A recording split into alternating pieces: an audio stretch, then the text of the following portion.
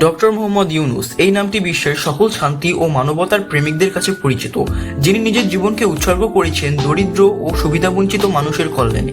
আজ আমরা জানব তার অসাধারণ জীবন কাহিনী, কিভাবে তিনি একাধিক প্রতিকূলতার অতিক্রম করে নোবেল পুরস্কার অর্জন করেন এবং সারা বিশ্বের সর্বপ্রথম ক্ষুদ্র ঋণ ব্যবস্থার প্রচলন করেন।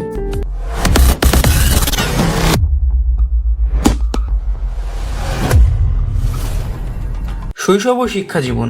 1940 সালে চট্টগ্রামের এক ছোট্ট গ্রামে জন্ম হয় ডক্টর ইউনূসের। ছোটবেলা থেকেই তিনি ছিলেন অত্যন্ত মেধাবী ও উদ্যমী।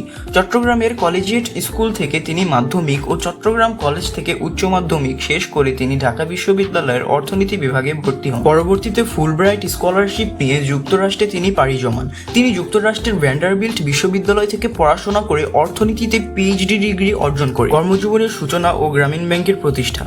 শিক্ষা জীবনের শেষ থেকেই দেশে ফিরে তিনি চট্টগ্রাম বিশ্ববিদ্যালয়ের অর্থনীতি বিভাগের অধ্যাপক হিসেবে যোগ দেন।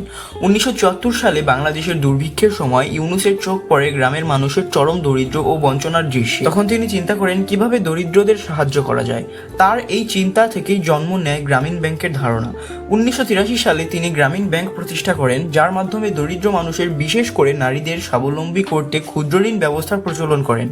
সেই থেকেই এই ক্ষুদ্র ঋণ ব্যবস্থা ধীরে ধীরে জনপ্রিয় হতে থাকে ও গ্রামীণ ব্যাংকের সাফল্যের ফলে বিশ্বের বিভিন্ন দেশে ক্ষুদ্র ঋণ মডেল জনপ্রিয় হতে থাকে। পরবর্তীতে 2006 সালে ডক্টর ইউনূস ও প্রতিষ্ঠিত গ্রামীণ ব্যাংক যৌথভাবে নোবেল শান্তি পুরস্কার অর্জন করেন, যা তিনি সহ বিশ্বে আর মাত্র দুজনই অর্জন করতে পেরে। এই পুরস্কার শুধু বাংলাদেশকেই নয়, পুরো বিশ্বের দরিদ্র মানুষের আশার প্রতীক হয়ে সামাজিক ব্যবসা ও অন্যান্য উদ্যোগ।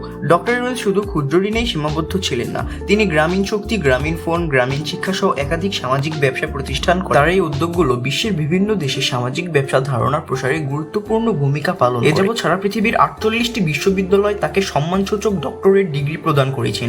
তার জীবনের প্রতিটি পদক্ষেপ মানুষের অনুশোচনা। পরিশেষে বলা যায়, ডক্টর মোহাম্মদ ইউনূস শুধু একজন অর্থনীতিবিদই নয়, তিনি এই বাংলাদেশের গর্ব।